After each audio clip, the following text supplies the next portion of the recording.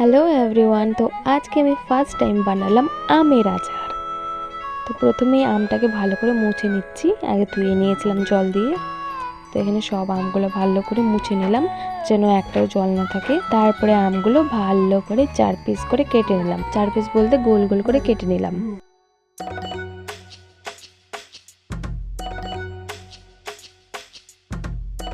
আমের আটির নিচে যে এই টিস্যুর মতো কাগজটা থাকে, এটা ভালো করে তুলে দিলে আচারটাকে খেতে বেশ ভালো লাগে।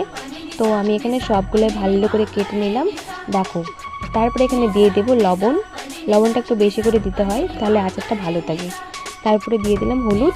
এগুলো এখন ভালো করে মেখে নেব। সবগুলো মেখে নিলাম। এখন রেখে দেবো 5 মিনিটের মতো রেখে দিয়েছিলাম। তারপরে দেখো অনেকটা জল বেরিয়েছে আম থেকে।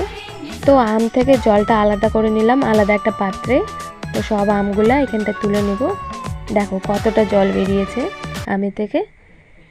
এগুলো এখন সবগুলাই তুলে নেব ভালো করে জলটা চেকে নিয়ে। তারপর এখন দিয়ে দেব রোদ্রে। 3 দিন 4 দিন রোদ্রে দেব, কারণ রৌদ্রটা খুব একটা ভালো করছে না।